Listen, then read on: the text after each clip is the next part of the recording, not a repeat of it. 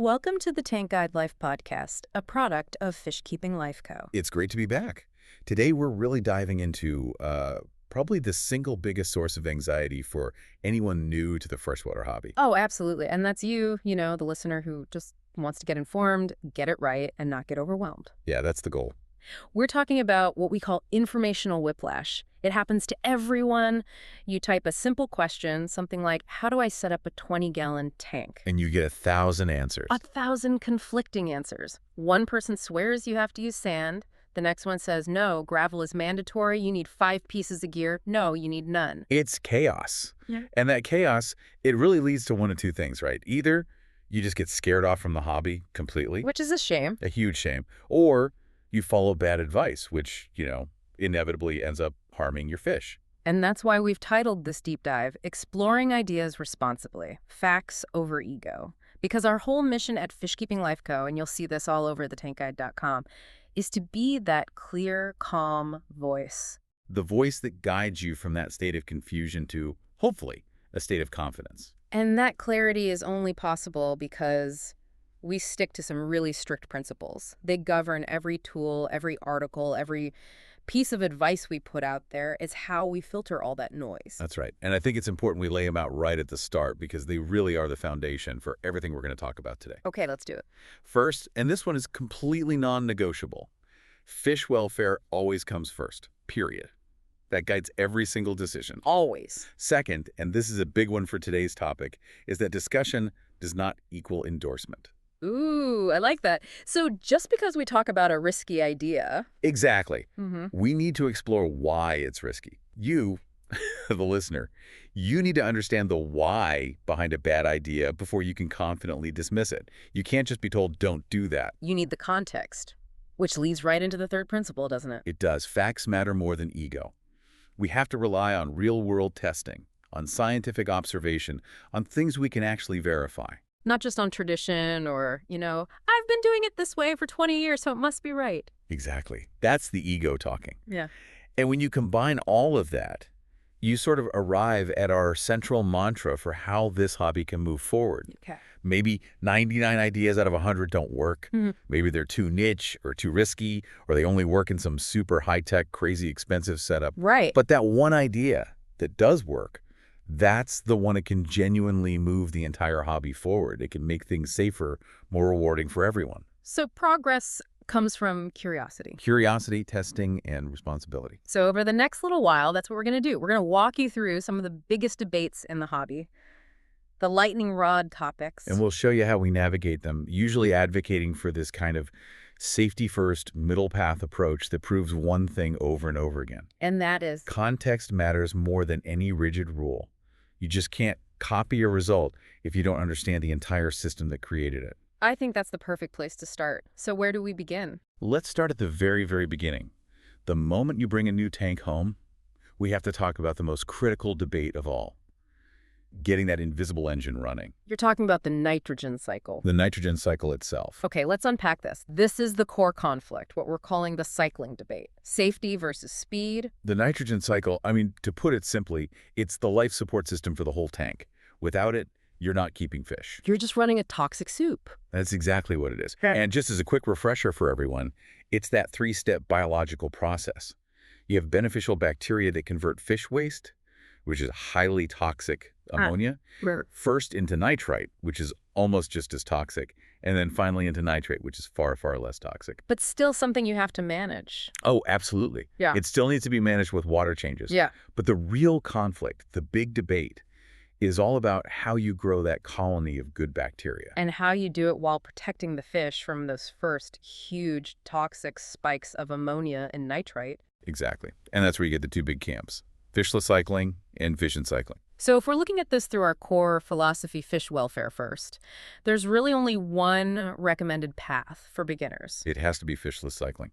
And this isn't, a moral judgment. It's a scientific one that just happens to solve the moral problem directly. So walk us through what that actually looks like. What is the process and why is it so much safer? Fishless cycling is all about control. Yeah. You set up the tank completely, filters running, heater is set, substrate is in, but there are no fish.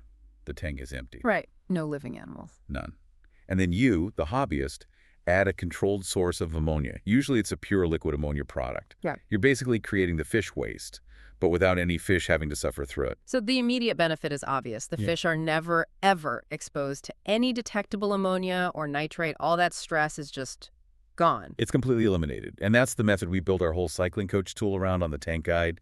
We give an estimated timeline, maybe 4 to 6 weeks. But the timeline is just a guess, really. It's just an estimate. The real safety check isn't based on time. It's biological. It's a test. And that leads to what we call the ultimate proof that your filter is mature, the 24-hour challenge. This is the non-negotiable part. This is where you move from theory, I think my tank is cycled, to confirmed biological capacity. Okay, so walk us through the specifics, because this is where the science gets really clear and removes all the guesswork. Right.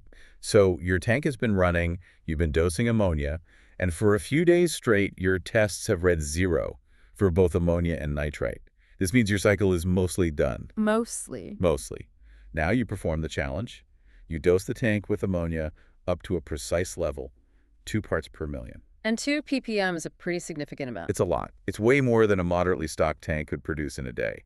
It's a stress test for your filter. And what's the pass-fail condition for that test? Within a 24-hour window, that colony of beneficial bacteria living in your filter has to convert all 2 ppm of ammonia completely, down to 0 ppm ammonia and 0 ppm nitrite.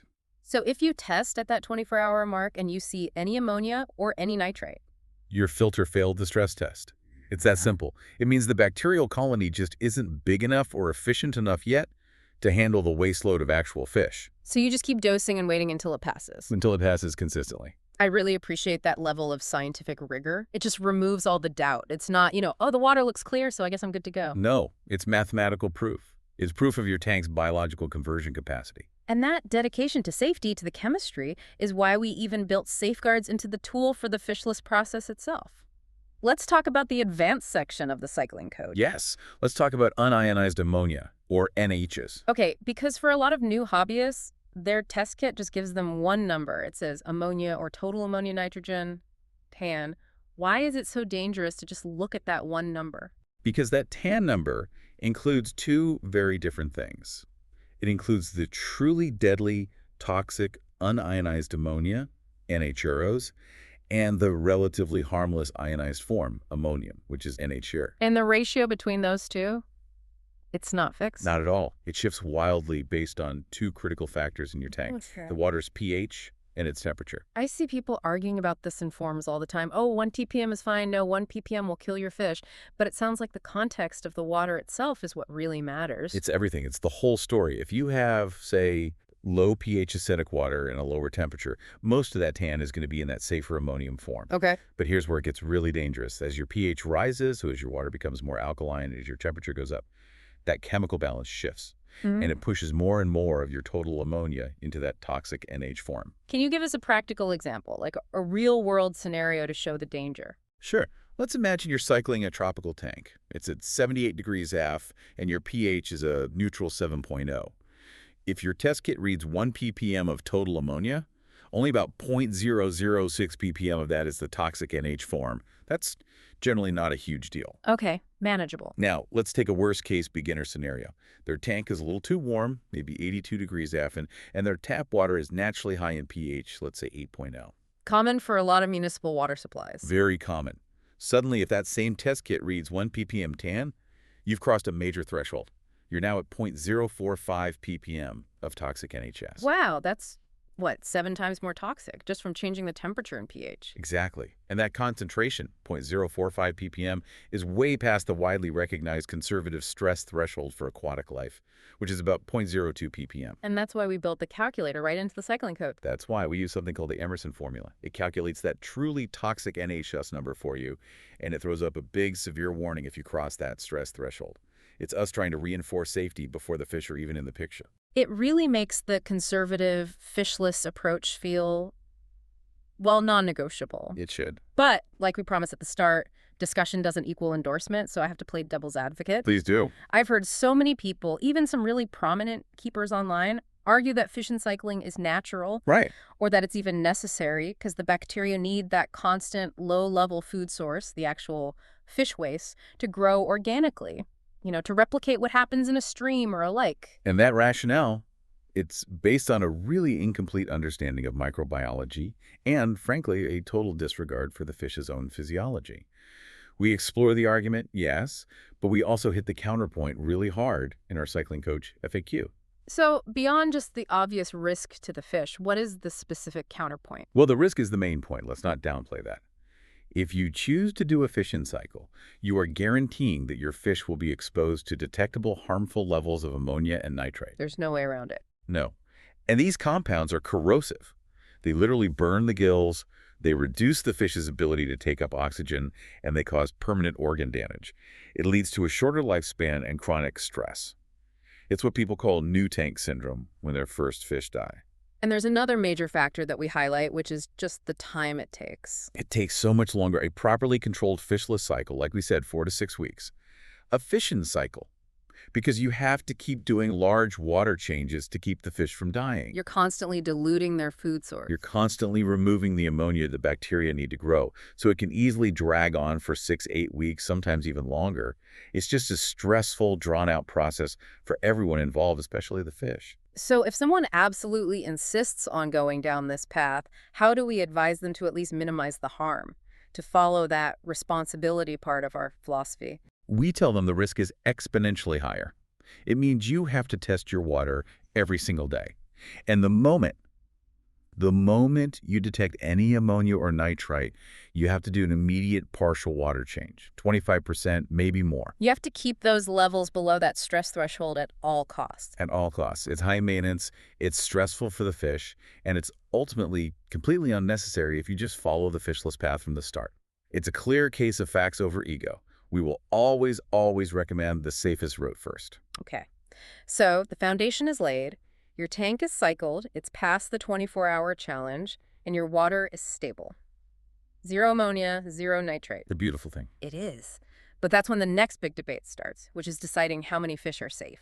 We're shifting from chemical stability now to managing the biological load. Right. And this is where we have to talk about the most enduring and probably the most dangerous myth in the entire hobby. You're talking about the 1 inch of fish per gallon rule. I am. Everyone's heard it. And almost everyone who's been in the hobby for more than a few months realizes pretty quickly that it just completely falls apart. It's the perfect example of a rule that only became popular because it was simple. 10-gallon tank, 10 1-inch fish. The math is easy. And that simplicity is its fatal flaw. Yeah. It's so dangerous because it makes these 3 huge, scientifically incorrect assumptions. It assumes all fish of the same length produce the same waste, use the same oxygen, and need the same filter. It ignores everything that actually matters. Activity, body mass, bioload. It ignores all of it. I think we need some concrete examples here because this can be a real aha moment for people. How does a fish's shape and metabolism make simple length totally irrelevant? Okay, let's compare 2 classic fish. Think about a young, 2-inch long, slow-moving, fancy goldfish. Okay. Now compare that to a sleek, 2-inch long corridors catfish zipping along the bottom. The inch per gallon rule says they're equal. They both take up 2 inches of your stocking limit. But they're not equal at all, are they? Not even close. The goldfish is thick-bodied, it's a messy eater, it produces a massive amount of waste, it has a high metabolic rate. The corridors is leaner, it's a bottom dweller, its waste is more concentrated. The goldfish puts, an exponentially higher strain on that biological filter. Or what about the difference between a schooling fish and a solitary one? Great example. Take a tiny 1-inch neon tetra. Now compare it to a 2-inch giant danio. The giant danio is like a torpedo. It's incredibly active, swimming constantly, and it needs a ton of open space. It's burning a lot of calories. A lot. It eats more, it breathes more, and it produces waste that's proportional to that high activity level. If you just stock by length, you might think you can have a huge school of them, but you'll crash your filter because the bioload, the actual waste generation, is off the charts. So the science-based solution we use on the tank guide is the stocking advisor, and it basically throws that length rule right out the window. Completely. It focuses only on what actually matters, which is bioload modeling. And bioload is the metric. It's the only metric that matters. It's the total sum of all the waste, the respiration, the uneaten food, everything your filter has to process in a 24-hour period. Our stocking advisor is basically an algorithm built on those principles. And it uses some complex conservative estimates. Talk a bit about those activity multipliers. How do you actually quantify the metabolic burden of a Danio versus, say, a gourami of a similar size? We use established data from husbandry manuals and species-specific profiles. We assign a higher waste multiplier to fish that are known to be really active swimmers or heavy eaters. So the Danio gets a higher score. The Danio, because of that constant movement, gets a much higher effective bioload score than a slow-moving, labyrinth-breathing gourami, even if they look about the same size to your eye. The tool then takes that total calculated bioload and checks it against your tank size and your filter's GPH rating. And I think it's crucial to point out that these estimates are intentionally conservative. Why do we build in that extra margin of error? For safety, always.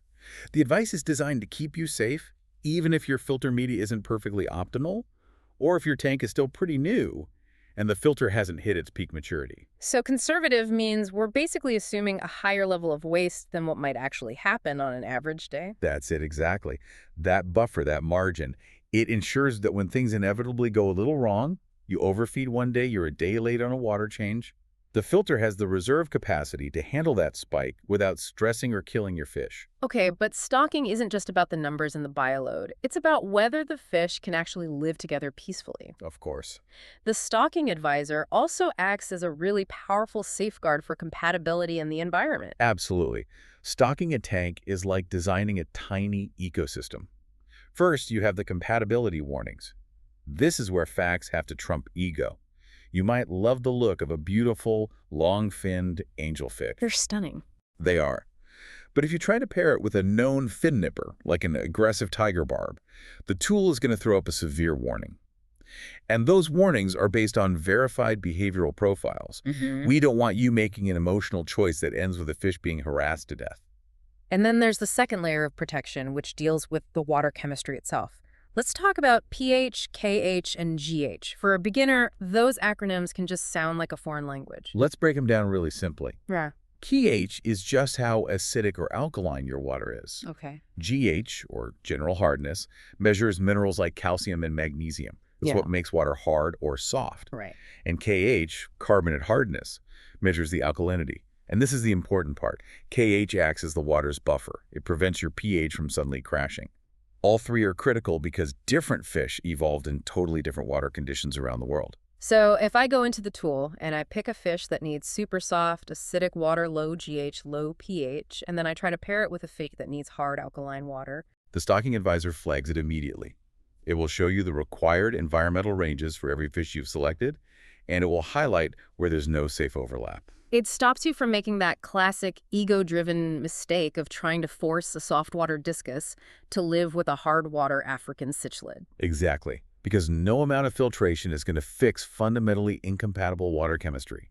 You're just forcing one or both of those fish to live in a constant state of stress, and that violates our first principle, welfare first. And this is where the transparency is important. Because an experienced keeper can technically bypass those warnings, can't they? They can, yes, but it comes with a massive digital warning sign attached. We allow the override because we have to acknowledge that a really advanced keeper might be using, say, reverse osmosis water and remineralizing it to hit a very specific chemical target. But for the beginner... For the beginner, we strongly recommend you follow the safeguards. The tool is your responsible guide. It confirms that context, your ability to manage advanced chemistry matters more than just liking the look of a fish. If you don't have that context, you stick to the safe path.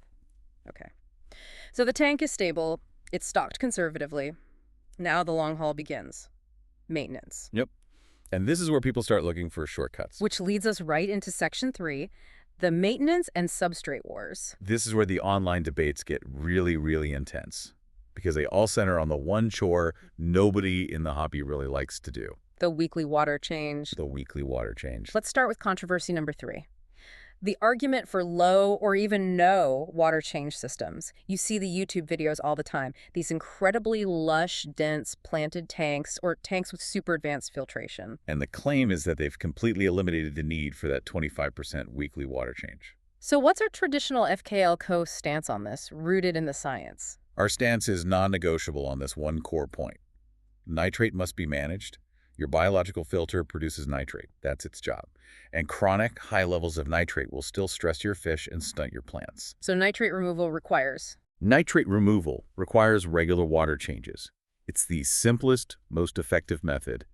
Our cycling coach, our daily tank journals, they all emphasize logging that weekly water change as a core safety habit. But, true to our principle, discussion before dismissal, we do explore how these systems are supposed to work. We talk about some of the advanced chemical media people use, right? We do. We have resources that discuss products like Sechem Purigen. It's a synthetic polymer that's really good at absorbing dissolved organic compounds. It pulls them out of the water before the bacteria can even turn them into nitrate. It's a great polishing tool. It makes the water crystal clear. It does. But I remember the exact point we made in our blog post about it, and this is so critical for a beginner to understand. Purigen is the polish, not the paint. That's a great way to put it. That's a fantastic supplement. Yeah. But if you are overstocked, if you're not cleaning up debris, if your filter's too small for your bioload, Purigen will get exhausted in days. It will be completely overwhelmed. You can't use a chemical polishing agent to fix a fundamental flaw in your maintenance or your stocking. So how do those successful no water change tanks actually work then, if it's not as simple as just throwing in a bag of Purigen? They require incredibly specific, high-tech, and frankly, high-commitment conditions. It's almost always a heavily planted tank, what you call a Dutch style, or a nature aquarium. With high-intensity lighting. Highlighting and crucially pressurized co-aero injection. The plants grow so incredibly fast that they become a massive nutrient sink. They were literally consuming the nitrate and other compounds faster than the fish can produce them. So it's not low maintenance at all? Not at all. It's a very delicate, finely balanced ecosystem that requires advanced testing and constant tweaking. If you blindly copy the idea no water changes without replicating the entire complex system, it's a recipe for disaster. Context is everything. And that leads us right into the next controversy, which is often promoted by the same group of people, the debate around deep substrates and anaerobic zones. This is truly getting into high-risk, high-reward territory, and it's something we are extremely cautious about recommending to beginners. So what's the theory? The theory is actually sound. If you have a really deep substrate bed, we're talking 4, 5, even 6 inches of sand or fine gravel, the very bottom layers of that bed will eventually become completely depleted of oxygen. They become anaerobic. And why would you want an oxygen-free zone in your tank? Because there's a special type of bacteria that thrives in that environment, and it performs a process called denitrification. Okay. This process takes the final product of the nitrogen cycle, nitrate, and it converts it into harmless nitrogen gas, NRO, which just bubbles out of the tank. It's like having a natural nitrate filter built into your substrate. That sounds amazing on paper. So why is FKLKL so cautious about it? Because that anaerobic zone can very easily tip over into a highly anaerobic zone. And when that happens, you run a devastating chemical risk. The creation of toxic hydrogen sulfide gas, HERO. The rotten egg gas. I've heard of this. What makes it so dangerous, and why is the risk so high? HEO is a byproduct of other bacteria that take over when oxygen is gone. And there's organic matter decomposing down there. The gas gets trapped in the substrate. And its toxicity to fish is nearly instantaneous. How does it kill them? It attacks them at a cellular level. It binds to an enzyme called cytochrome C oxidase, which basically stops their cells from being able to use oxygen. So the fish suffocate, even if there's plenty of oxygen in the water. So the minute a beginner gets a little too enthusiastic with their gravel vacuum, or they move a heavy rock, and a big bubble of that gas gets released. It could be an instantaneous tank wipe, a cataclysmic failure. Yeah. And it's completely unpredictable for someone who's not an expert. It's a perfect example of an advanced technique that is just far too risky for a beginner who's still trying to build confidence. So given that risk, what's the FKLCO guidance? We prioritize predictable, tried-and-true filtration science. We guide people to our university page, which has links to reliable academic resources, like studies from Duke on filter hardware, that detail the predictable roles of mechanical, biological, and chemical filtration inside an external filter. Something you can see, open, and maintain safely. Exactly. We focus on maximizing the biological surface area in a canister filter, or a hang-on back, or a sponge filter, because those systems are accessible and manageable. We'd rather you have a predictable system than rely on a risky, invisible process happening deep under your sand. It really highlights that difference between blindly imitating an idea and doing an informed, cautious experiment. And that whole journey from chaos to responsibility is really the story of our founder, isn't it? It's a perfect segue into that. Section 4, the founder's context learning out loud. This whole philosophy of filtering information through a scientific, risk-based lens. It wasn't a thing we just came up with. It was forged through some pretty tough lessons. So what was the problem the founder encountered when they first started? It wasn't a lack of information. It was the absolute tidal wave of contradictory information Yeah. from, the YouTube algorithm. Right. They'd watch this really slick, well-produced video promoting some radical new filtration hack. And then immediately the algorithm would serve up 10 more videos from other creators saying that exact hack will kill every fish in your tank. It's paralyzing. You have no idea who's a scientist and who's a salesman. So how did the founders start to develop the filtering process that eventually became the core of the tank guide? It was a systematic process. They decided they had to filter every single idea through 4 critical lenses. Okay, go. Were they? Number 1 was experience, hands-on testing in their permanent 29-gallon test tank. Number 2 was research, which meant actually hunting down the scientific papers and academic sources, the stuff that's now on our university page. And number 3? Number 3, the ultimate tiebreaker, fish welfare. Is this good for the animal? And finally, number 4, risk assessment. How bad is it if this fails? Is it safe for a beginner to even try? And that rigorous funnel that led directly to this whole philosophy of learn out loud. This is so important for building trust. We don't pretend we've never made a mistake. We actively share the mistakes. Yeah. And some of them were really painful. We documented the founders' early struggles, and the one that truly hammered home that welfare first rule was losing an entire school of Harlequin rasboris. How did that happen? It was during an early, poorly managed attempt at a fission cycle. It wasn't just, a data point. It was a really devastating lesson in what responsibility actually means. A hard lesson. A very hard lesson. And it forced this moment of reflection that we shared on the blog. The founder had followed what they thought was the traditional advice, and the consequence was severe. And I remember they wrote this quote that has always stuck with me. Once you buy these animals, they're your responsibility. That was a hard one. It's a powerful reminder that taking shortcuts with a living creature's welfare, it's just not worth it. Never. And beyond cycling, there were other struggles, like with every planted tank owner's nightmare, blackbeard algae, BBA. I remember the stories about the first failed attempts to fix it. What are they doing wrong? Blind imitation. They saw a product, a liquid carbon source, being advertised as an algae killer, so they just started pouring it into the tank. And the results? The BBA didn't care. It thrived. And some of the more sensitive stem plants started melting away because the real environmental cause of the algae, usually its pore flow or fluctuating Sierra levels, hadn't been fixed at all. So that failure led to the creation of the informed experiment, taking a risky chemical and turning it into a safe, targeted solution. Tell us about the BBA spot dosing guide that came from that. This is where the methodical approach was everything. Step 1 was fix the environment first. They improved the water flow. They adjusted the lighting schedule. They made sure the CO levels were rock solid. They stressed the algae out naturally. Then came step 2, targeted chemical application. They used that same liquid carbon product, Sechem Excel, but with a technique called still water spot dosing. Why is the still water part of that so critical? How does that make it safe? By turning off all your filters, power heads, air pumps for about 15 minutes, you stop all water movement in the tank. It becomes perfectly still. I see. This allows you to use a little pipette or syringe to apply a small, measured dose of the chemical directly onto the patches of BBA. You create this tiny, localized high concentration that's lethal to the algae, but it doesn't immediately get diluted and spread throughout the entire tank. Which means the fish and all the healthy plants are only exposed to a tiny fraction of the chemical. You minimize the stress and the collateral damage. Precisely.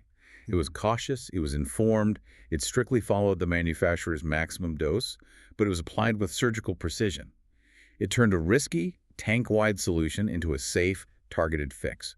It proved that progress is possible, but it requires planning and responsibility. And all of that hard-won knowledge, the spot dosing, the cycling data, the bioload math, it's all continuously validated in our reference tank. The 29-gallon tank showcase, that is our permanent living laboratory. It's stocked conservatively with common community fish neons, panda cories, cherry barbs.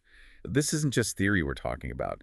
It's advice that we are constantly testing against real-world data logged from that very tank. So after learning all those lessons and developing those filters, the next step was to build something so that our listeners, our community, don't have to make those same painful mistakes. Exactly. We needed to create digital guardrails. And that is the perfect transition into our last section, Section 5. the FKLCO ecosystem for responsible experimentation. The tools are really the digital version of all that hard-won knowledge. That's a great way to put it. The whole suite of tools is designed to take the complex science of fish keeping and distill it into simple, actionable steps that just prevent the most common beginner failures. They're your objective reality check. Let's start with the tool that fights the oldest, worst myth in the hobby. The stocking advisor. The stocking advisor is our bioload model made real. It forces you to see that an inch of a goldfish is not the same as an inch of a neon tetra. It checks your fish choices for compatibility, for aggression, for their environmental needs like pH and hardness. It's the safety check that stops you from buying a fish that's doomed from the start. It is. It integrates all those concepts we talked about, metabolism, activity, tank space, into one simple, easy-to-read result. And then there's the foundational tool, the cycling coach. This is the tool that replaces all the stress and guesswork of cycling with a structured learning process. It's built for the fishless method, and it guides you step by step from that first dose of ammonia all the way to passing the final, rigorous 24-hour challenge. It doesn't just track your numbers. No, it tells you what to do next based on your readings. It teaches you the process safely instead of you just vaguely waiting for the numbers to drop to zero. And to make sure the physical equipment can support all those bioload calculations, we have the gear guide. The gear guide turns the science into a shopping list. We give you research baselines for your equipment. For example, we recommend a minimum of 5 watts per gallon for your heater to ensure it can keep the temperature stable. And for filtration. We aim for a turnover rate of 5 to 7 times your tank's volume in gallons per hour, or GPH. That GPH recommendation ensures your filter is physically pushing the water through the bacteria colonies enough times per hour to efficiently remove those toxic compounds. So all of these tools, they teach you the how to stock, how to cycle, how to buy gear. But if you want to understand the why, the deeper science, that's what the Learning Library is for. Exactly. We created the university page as our curated hub for the real science. If you want to understand the math behind the Emerson formula, or the geology of water hardness, or why high flow rates are so important, you go there. And we link back to the source material. We link directly to the research from academic institutions like Duke, the University of Florida, Penn State. That's the verifiable backbone for all of our conservative advice. And for the day-to-day practical application, we have the Media Hub and the blogs. That's the Founder's Diary. It's the successes and the failures. That's where you'll find the step-by-step guide for BBA spot dosing. Yeah. Or you can see the actual data logs from the 29-gallon living lab. It's where the theory meets the real world. Now, beyond the digital screen, the ecosystem also includes physical resources on our store page. And these are designed to promote one of the most important habits for long-term success. And that is small habits winning. Consistency over intensity. Every single time in this hobby. And that's why we developed the physical journals. Our daily tank journals, which come in a standard and a planted edition, they give you a structured, screen-free way to log everything. Your water tests, your feeding, your maintenance. Why is that manual step of writing it down so powerful? It forces you to be mindful. When you have to physically write down nitrate, 40 ppm, week after week, you can't ignore the pattern. You're not just relying on your memory. It helps you spot those slow creeps in your parameters before they become a huge problem. And the planted edition is even more detailed. Yeah, it has specific sections for tracking your Curo bubble rate, your lighting schedule, specific nutrient doses. Yeah. It turns the complex art of aquascaping into a manageable, tracked science. We want this to be a two-way street, though. We don't just want to teach the safe path. We want to see and feature what the community is doing. Yes. We absolutely invite you, the listener, to submit your tank on thetankguide.com. We are actively looking for tanks that show off creativity, that show thoughtful experimentation. And that clearly prioritize animal welfare above all else. Absolutely. Maybe you found a really clever, safe way to manage your nitrates that doesn't involve a risky deep sand bed. We want to see it. We want to celebrate users who are applying the science responsibly and sharing their honest lessons with the whole community. That's how we all move forward. So to wrap it all up, in final synthesis, this hobby is full of valid debates, cool niche techniques, and, let's be honest, some outright dangerous myths. The way forward, the way to be confident and safe, isn't by blindly following some guru or an outdated rule like inch per gallon. It's by filtering every single idea. Every idea. Whether it's a new filter or a new maintenance philosophy, you have to run it through the lens of research, honest risk assessment, and above all else, putting the well-being of the animals first. That's a perfect summary of the philosophy. But before we go, I want to leave everyone with one final provocative thought. Something that builds directly on everything we've talked about today with bioload and filter capacity. Okay, I think I know where this is going. It's the ultimate survival question. It is. We all strive for conservative stocking. But let's be real, sometimes things go wrong. Maybe you have to rescue some fish, maybe you inherit a tank, and you find yourself in a situation where your tank is temporarily but heavily overstocked. A nightmare scenario. It is. So hypothetically, if you were forced into that situation, which single piece of equipment, your filter, your heater, or your air pump, is the absolute most critical piece to maximize your fish's chance of survival? And why does the science support that choice? Wow. Okay, that forces you to ruthlessly prioritize the most immediate threat to life. Exactly. And while a stable temperature from the heater and high oxygen from the air pump are vital for long-term health, the thing that will kill fish the fastest in an overstocked tank is acute chemical poisoning. Ammonia and nitrate spikes. Right. Therefore, the single most critical piece of equipment you have to maximize is the filter. Specifically, its biological capacity and its processing speed. Because that's where the good bacteria live. If the bioload overwhelms that filter, the fish will die from chemical burns and suffocation within days, no matter how perfect the temperature or oxygen level is. The filter is your defense against immediate catastrophic toxicity. It proves that your biological waste processing capacity is more critical than the physical comfort systems when survival is on the line. That's a powerful thought to chew on. It is. So as you plan your next tank, or maybe reassess your current one, keep that in mind. And remember, you can find all the free science-backed tools we talked about today, the stocking advisor, the cycling coach, the gear guide, and our entire learning library, all at thetankguide.com.